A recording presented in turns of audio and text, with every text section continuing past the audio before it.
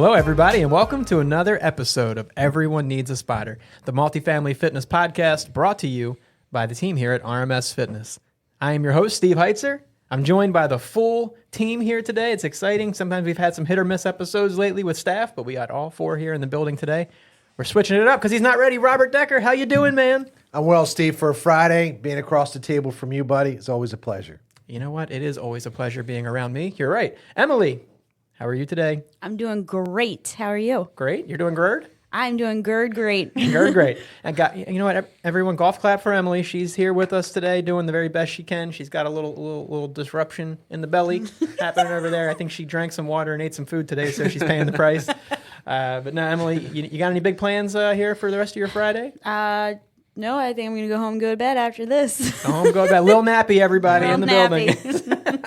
And then my first intro now today, my last. Steven, what's up, man? How you doing? What's going on, Steve, man? It's good to be here. Good to have the whole team here doing the podcast again. Yeah, man, I can tell you're excited. You sounded 1% more excited than usual. That was pretty awesome. No, it's good to be here with everybody today. I know it's been a long week. We've had, again, another jam-packed week of activity here at RMS as we are kind of moving into the cold weather months. Our volume certainly begins to pick up this time of year.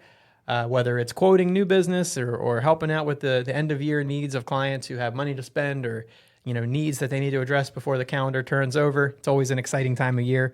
You guys have any cool stories or experiences this week? I know on my front, I've received some updates on new construction projects that are just about finished. I mean, I should be going on 2 or 3 site walks in the next week or two to look at final products of spaces ahead of what will hopefully be installs that happen early next month. So that's really exciting. Got some revision requests for some exciting projects that are going to take us out of our normal territory. I've got some things going on in sunny Miami, Florida that we're pretty close to bringing to the finish line here. So looking forward to all that after some updates this week. How about you, man? Robert, anything new and exciting in Decker land? Well, it's been a short week for me. I've had a few days off in between and been on the road a little bit. But no, I can't steal that thunder from you, Steve. You definitely have things going on.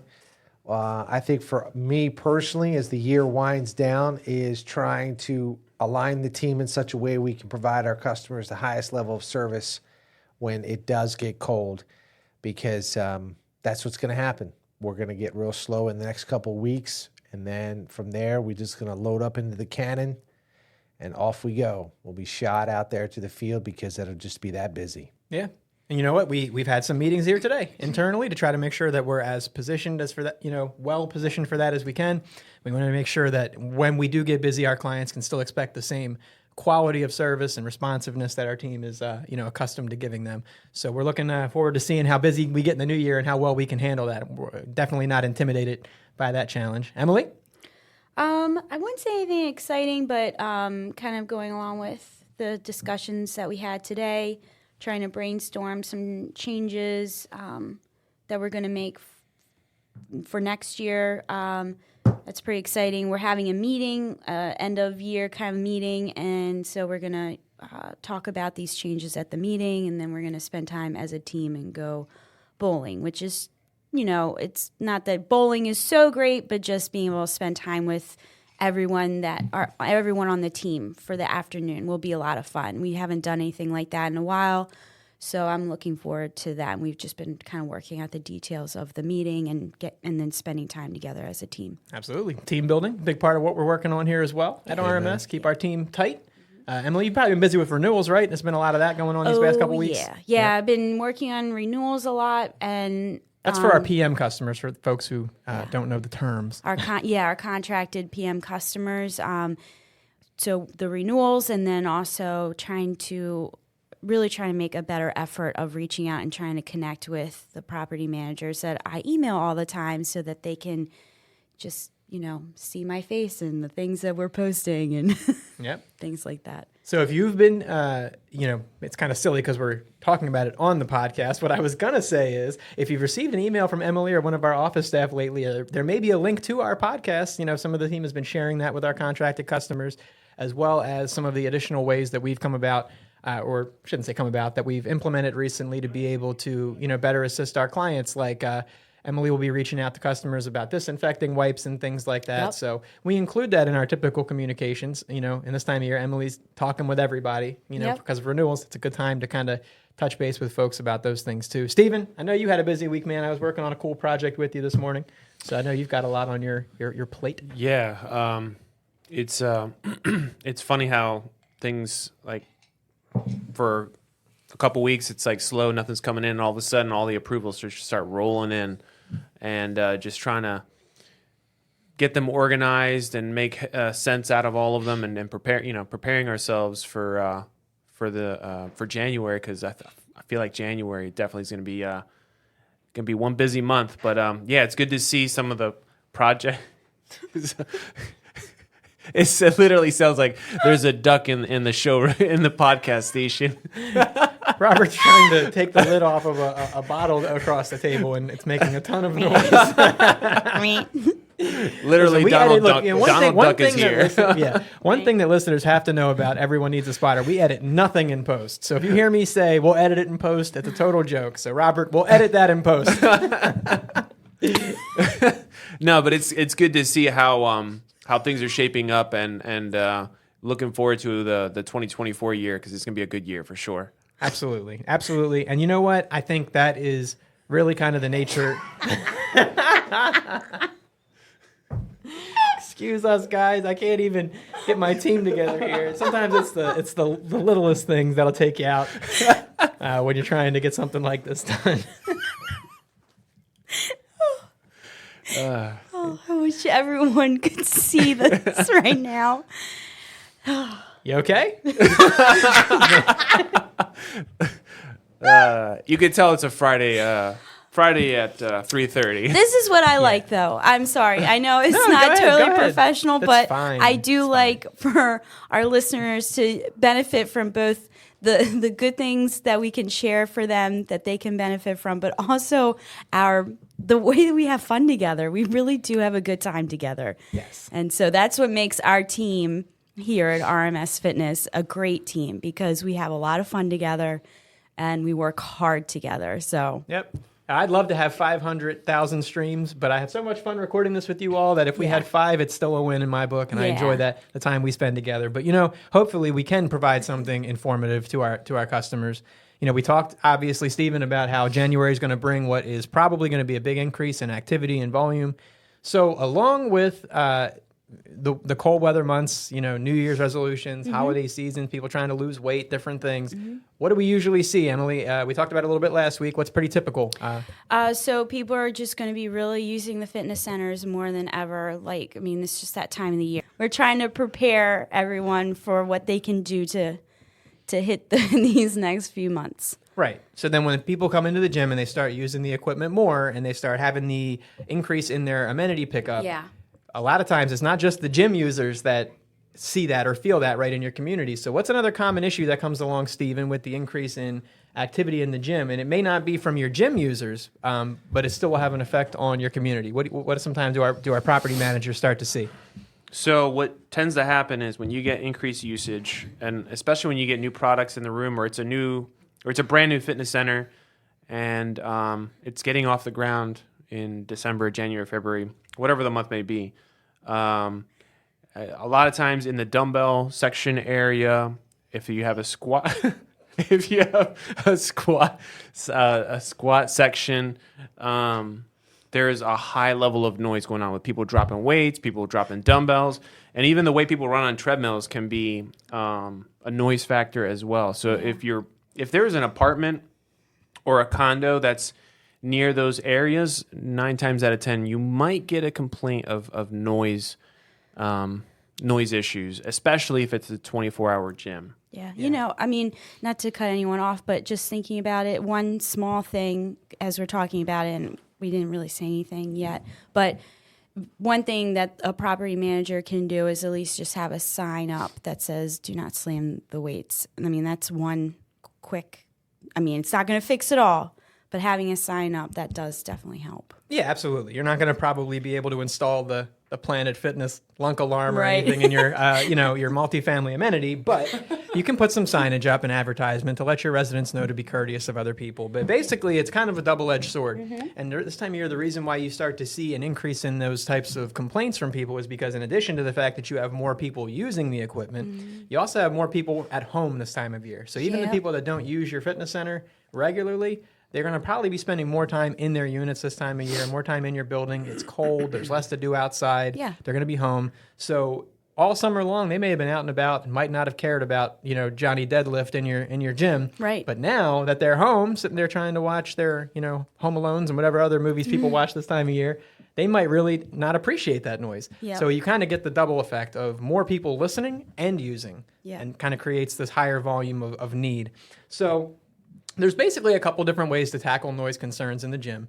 Some large-scale solutions, some small-scale solutions, and basically, we want to kind of talk about them briefly with everybody and kind of where they fit and how they can best address concerns that people have. So, one way to obviously, if you're having noise concerns in your gym, is to just replace all the flooring in your gym. Now, that might sound crazy, but Robert, maybe when is that maybe an ideal approach to take or look into when you're considering, updating all the flooring in your gym? When do you maybe want to consider that?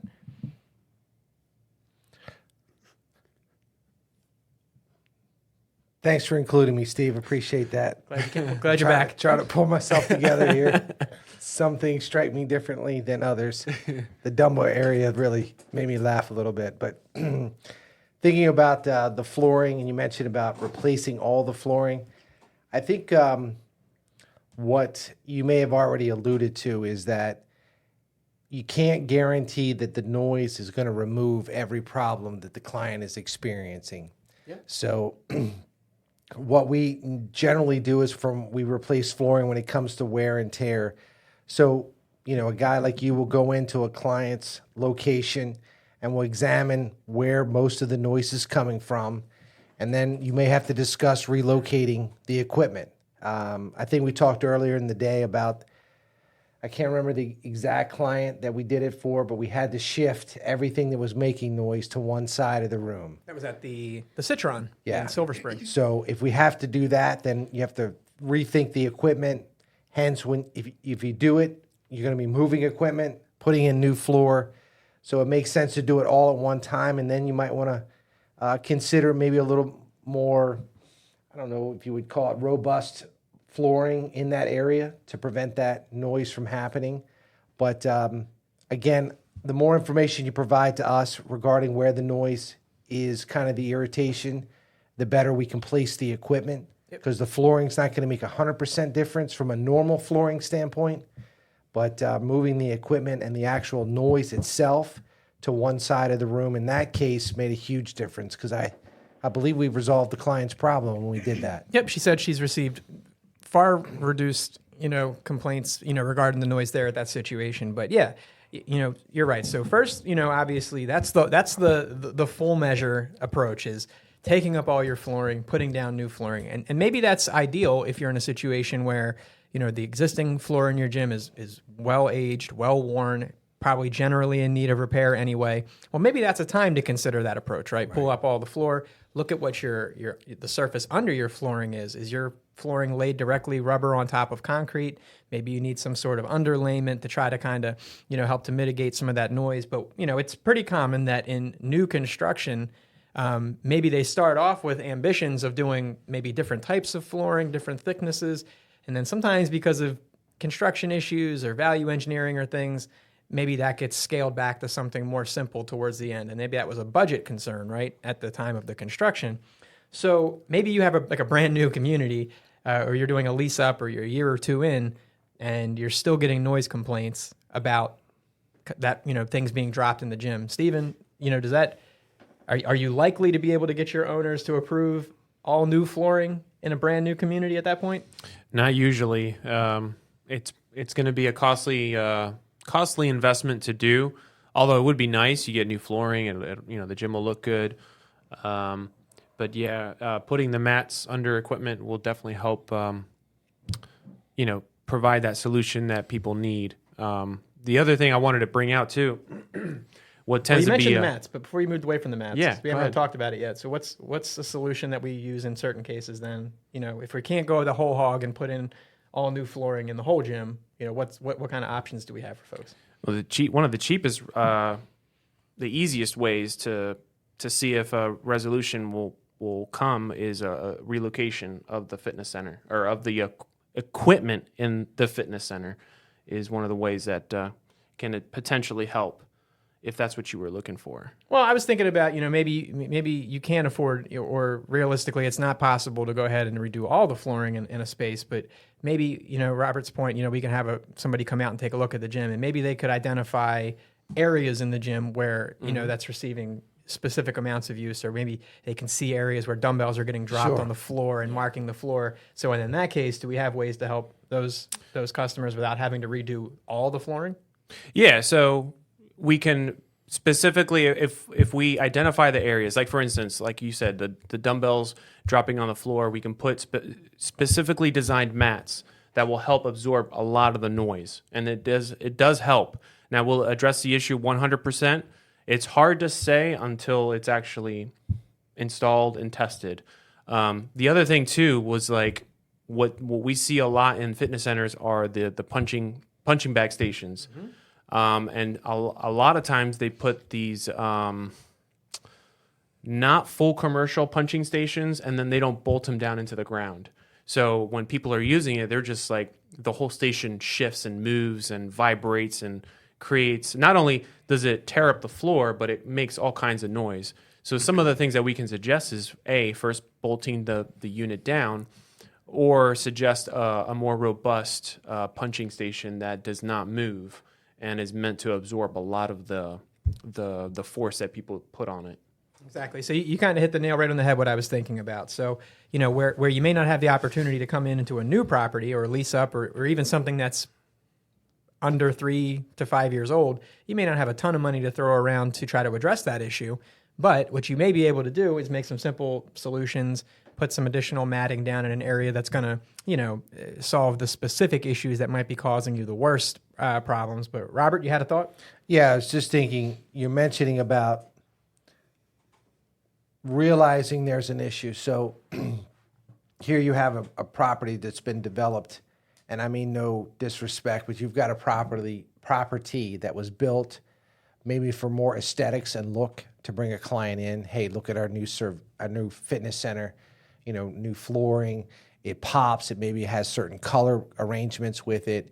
Maybe different types of floor are in there because they're looking for that maybe upscale look. Mm-hmm. Now, what I have found in my time being out in the field is it looks good, but it's not necessarily practical.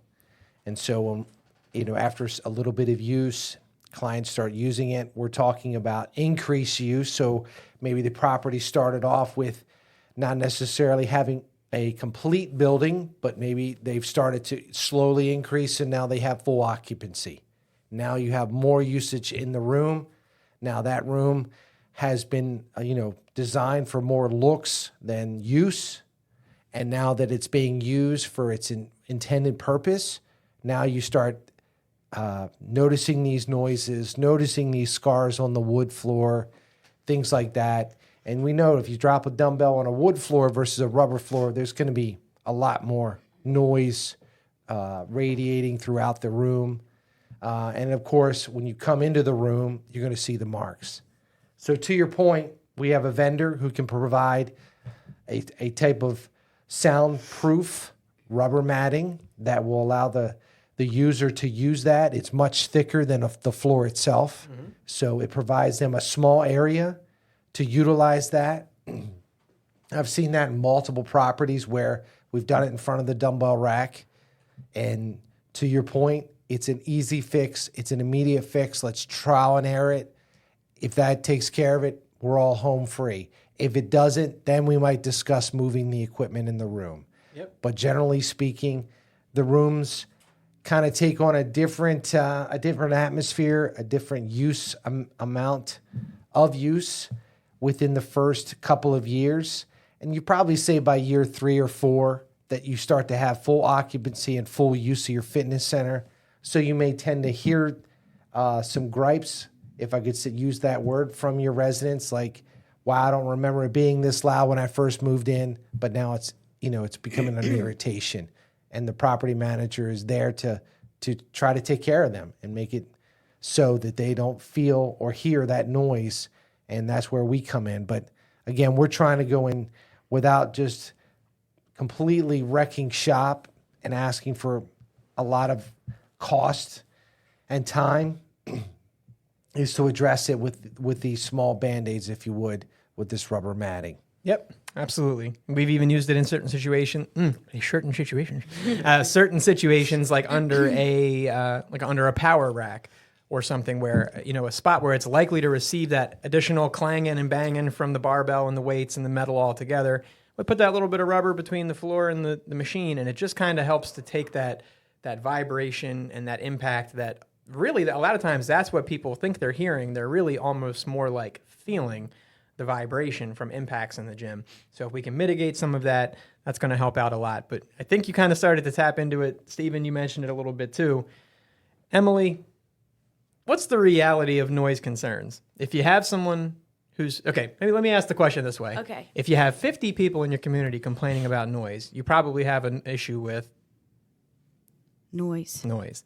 If you have one person or two people in your property who are complaining about noise concerns, what might the reality of the case be? They're sensitive. Yeah. You have somebody who's sensitive. It's not really a total issue, but they are sensitive to it. Right. They could be just sensitive to that amount of noise. And Right. in speaking with property managers, I have heard that sometimes those units, the ones that are nearest to the gym, are sometimes the last ones to be leased or rented out during a lease-up scenario. So the last people that you bring into your community could be some of the first to start complaining about those issues. Now, Robert, you alluded to it, right? Certain noise solutions and floor solutions may not really fully eliminate that person's concern. Even if you were to take that noise level that the person's experiencing and bring it from 100% down to 30%, if they still hear that 30% at 1 o'clock in the morning, are they going to feel like you solved their problem? Of course not. They're going to want absolute quiet.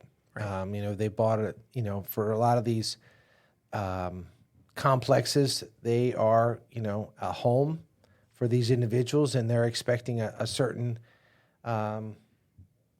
noise level. I lost some words here, but just, they want zero interruptions. They bought a home, and in this case, the amenity is the concern.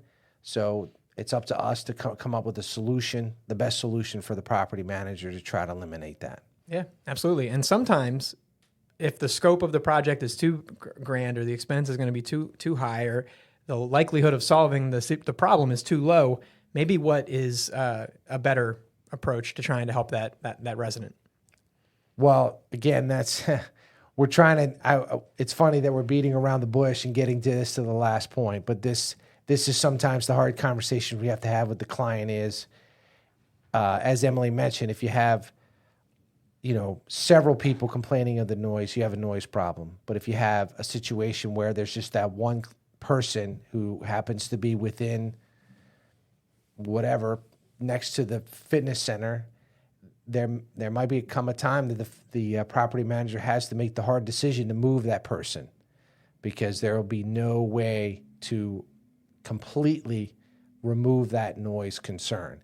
And for that would be the most cost effective. Now, not being able to run every number, every scenario, we've just been given that sometimes from the experts that we come to them, hey, we've got this concern. What product do you recommend for this thing? And they'll give us their recommendation. We pass it on to the client. We wind up, suggesting that, and that cost can be sometimes extremely high. By the time you remove the old floor, move the equipment, put in the new floor, bring back the new equipment, that can be several thousands of dollars. And when you look at the room and you see nothing wrong with it, that's a hard pill to swallow for just one person, where it might be more cost effective to ask them to consider another residence within the building. Because the worst case scenario is you spend a significant amount of money attempting to resolve the person's issue. you pay RMS Fitness for the work that we do, which could include, like you said, labor, moving around, pulling up old floor, whatever the scope may be. And then 2 days later, you get a noise complaint like that, So what we're going to do is we're never going to make a recommendation to you that we don't believe is going to help you, solve your problem. We may tell you, based on what we see and observe in the space, maybe you're in an older building and the way it was constructed, it's just not likely that we're going to be able to eliminate that issue. Maybe we do make the recommendation to you to just speak to the resident about moving, and we hope that comes across as the good faith, measure that we intend it to be. We certainly want to conduct business with you. We love to sell some flooring and do the whole thing, right? But we want to do what's best for you. Steven. The other thing that we got to think about and talk about is not only from a apartment standpoint and having a tenant, but then you also have those condominiums who people own these properties, these condos, and you can't just move them, unfortunately. True. So at that point, you have to have a game plan of, okay, well, first, let's try relocating, if it's possible, the fitness equipment. And then if that doesn't address the situation, then we do a robust flooring scenario where the noise complaint is. And then if that doesn't fix the issue, then at that point, there has to be an honest conversation with the property owner. And we foreclose and we kick them out. No, I'm just kidding. No, but you're right. So every situation is different. And I think that was a good point to make too, Stephen, is that might not even always be an option either. The person may not want to sell their unit just because it's noisy. So you may have that person that's consistently coming to you with that concern. So I think really the point of this information was to let people know that there are large-scale solutions, small-scale solutions. There's measures we can take. There's assessments we can do to try to give you an opportunity to make that solution, available to your resident. But ultimately, that's a difficult challenge to face. And sometimes it just ends up meaning that person goes and finds a more quiet place to live when their lease runs out, and you bring in somebody who may be more open to living in a more noisy environment, because that we understand that to be the reality too of multifamily living. Apartment living does come with a certain expectation of noise and hearing your neighbors, because they have a right to use those spaces. They have a right to avail themselves of those amenities too. We understand that's a complicated situation to manage as a property manager. Robert? No, I just wanted to add, because I think what we've kind of centered this discussion around the fact that the fitness center's already been established, the clients have already moved in, and the property manager's trying to solve the problem. So what I have been thinking about since hearing what Stephen just said is that when developers come to us with the PDF printout of the rooms, for me personally, my first question, because of having this experience with noise, is I do ask, are there any residents around this room? Now, I haven't come across personally that many that have had that situation. It's generally older properties that have that circumstance. But I always lead with that, because I feel like I already know from the beginning, okay, noise is going to be a concern on this side of the room. And then I start making my suggestions from there based on this experience here, because this is a real life experience. Like I said a few minutes ago, is that first couple of years, if you don't have total occupancy, you're not going to probably get that complaint. But as you start to, your property starts to grow and you start to get more and more users into the fitness room, because everyone that comes in, you're going to show them the fitness room. And as they begin to use that fitness room, this becomes a concern later. So if we can catch it on the front end, and again, you'd have asked me this, I don't know, 10 years ago, I might not have given it as much thought. But as we've grown as a company, we've come into these things, we've tackled these problems, and we've had the hard conversation of, whether we put the product, we call it the shock lock product, if we put it over in this room, there's not a guarantee, and that's hard for us, because that's not how we like to talk to our customers. Hey, we'll sell you this, but there's no guarantee. That's an uneasy sale, and that's not a good way to have a relationship. Now, granted, we have had to go to that degree because that's all we could do. We couldn't move the equipment, we couldn't move the resident. We kept having to try, and but yeah. I just wanted to add that in. And again, because of our experience with this situation, developers, if you're listening to our podcast, you might get posed that question. Is there any residents around the room that we need to be concerned of? Because that's how we'll lay out the room. Well, yeah, that's a great point, and it really highlights, I think, the importance of working with a real partner. I made a post on LinkedIn the other day, and I made a comment to that effect. I said, if the person you're working with, makes a comment that your gym is no different than any other space that they've designed, well, we've highlighted several, reasons why a multifamily gym is unique. You don't worry about what's next door to your squat rack if you're just planning a commercial gym, right? That's not the considerations that you keep in mind. In multifamily, you're bridging these amenities along with where people live. So there's additional, considerations that go into play, and it highlights, Robert, I think nicely, the importance of picking a good partner, which humbly, RMS Fitness, we do believe, is the premier multifamily fitness amenity partner, that we're aiming to position ourselves as that way. We hope that this information that we discussed on this episode has been helpful to folks. What we're trying to do here is, again, propose, information that can help make a multifamily pro a fitness amenity pro as well. We know that you all have a lot to be responsible for, and this is just one of the many ways that RMS wants to be behind you, to support you, have your back, and be your spotter in operating that multifamily fitness amenity. So before we wrap it up for the week, because we know it's getting to be that time, we got to send our end of week emails, fill out our reports, and be on our merry way. Anybody have anything to say to wrap things up? Emily, Lil Gertie? No, good. You guys like that, didn't you, Little Gertie? You like that? Good discussion. I think, this it's one of those hard topics because of the fact of what you said, you want to make your residents happy, but your residents are also paying to use that amenity, and so it was a good topic to talk about. And then Bob laughing. It ain't for easy the being first noisy. 15 minutes. Right. You guys couldn't see this. Next week, we're going to try to record visually our podcast. And had we been doing that this week, you would have got to see the biggest guy in the room and not be able to stand up for 15 straight minutes. It was great. Speaking of that, Robert. Well, I appreciate everyone being patient with me as I got myself together here today. But I'd like to talk about more of these topics because these are the challenges that our clients have, and we're here to talk about them, work through the problem, through the problem to the point that everyone's happy. And throwing out multiple scenarios so the client can make a good decision is always something I preach, that we give our customers multiple opportunities, multiple choices to have the opportunity to solve whatever problem they're having. Because again, to me, a fitness center that makes no noise, we take care of it for them. That's the best service you can provide. When they don't have to worry about the fitness center, it's doing its thing. So that was a good topic, Steve. You nailed this one this week. I think that will go a long way when the property managers hear that. But as far as this weekend, looking forward to another long weekend. Last weekend very busy, but this weekend I won't be as busy.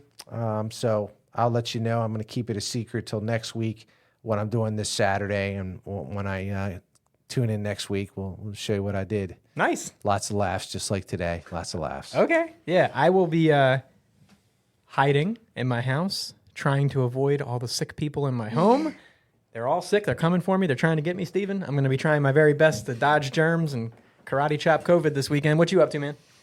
Not a whole lot, man. It's a chill, going to be a chill weekend as well. And I'm just getting things ready for the winter and sadness to come because I really hate winter. But you are going attention, to people. Florida. He's going on vacation to For Florida 10 for 10 days. days. So, Vacation for 10 days. He for gets the no 10th time. sympathy for the entire month of December. Steven gets 32 weeks of paid vacation, guys. You guys don't know this about us yet, but that's one of his built-in benefits in his package of employment here. Yeah. No, but you know what? It's definitely been a long, chilly week here in Maryland. I know we're all looking forward to cozy clothes and warm houses this weekend. That's for sure.